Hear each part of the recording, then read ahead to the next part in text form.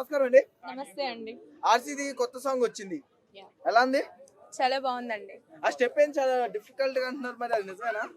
అవునండి. అన్నింటితో పోల్చుకుంటే ఈ సాంగ్ చూడడానికి చాలా సింపుల్‌గా ఉన్నా గానీ, మేకింగ్ వీడియోలో చూపించారు. ఆ కొండ ఎక్కడానికి 45 మినిట్స్ పట్టిందంట. సో, చాలా స్ట్రగుల్ తీసుకున్నారు. అంతే కష్టపడి చాలా బాగా అయితే ఈ సాంగ్‌నైతే చేశారనమాట. సో లేదండి. రియల్. ఓకే. కానీ చూసుకున్నట్టయితే రామ్ చరణ్ గారు పెద్ద మూవీ కోసం చాలా హార్డ్ వర్క్ చేస్తున్నారు. యాహ్! సో ఏం చెప్తారు సినిమా గురించి? సినిమా బ్లాక్ బస్టర్ అవుతుందండి. ఓకే. సో అంటే యాంటీ ఫ్యాన్స్ కూడా ట్రోల్ చేస్తున్నారు. స్టెప్స్ కానివ్వచ్చు, సినిమాని కానివ్వచ్చు రిలీజ్ కాకముందుకే. సో దీనికి ఏం చెప్తారు మీరు?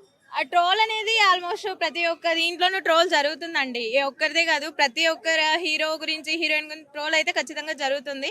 బట్ చూడటానికి సింపుల్ గానే ఉండొచ్చు. మేకింగ్ వీడియో అనేది రివ్యూ చేశారు కదండి.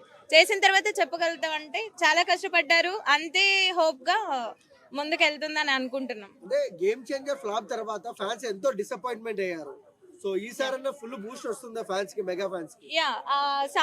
సాంగ్ వల్ల అయితే ఖచ్చితంగా బూస్ట్ అయితే వస్తుందండి. ఓకే. అంటే నెక్స్ట్ ఇయర్ 2026 చూసుకున్నట్టయితే అంటే ఎంట్రీలోనే చిరంజీవి గారి సినిమా ఉంది, ఓకే తర్వాత చరణ్ సినిమా ఉంది, ఓకే తర్వాత మళ్ళీ చిరంజీవి సినిమానే వస్తుంది, ఓకే ఆ, మళ్ళీ పవన్ కళ్యాణ్ సినిమా ఉంది. ఆ ఇయర్ మొత్తము మెగా ఫ్యామిలీ ఇయర్ అవుతుందా? అవుతుందండి. Okay. So one word about Ram Charan అంటే ఏం చెప్తారు? రామ్ చరణ్ ఉమ్. చెప్పండి. రామ్ చరణ్ అని కూడా ఏం చెప్తారు? అందరికీ ఏమంటారు కూడా తెలియదు. సార్ జాన్వీ కపూర్ రామ్ చరణ్ కెమిస్ట్రీ ఎలా అనిపించింది మీకు సాంగ్స్ లో? బాగుందండి. సో అంటే అప్పట్లో శ్రీదేవి చిరంజీవి ఇలా అనిపించారా మీకు చరణ్ అన్న? అనిపించారండి. శ్రీదేవి గారు చెప్పండి.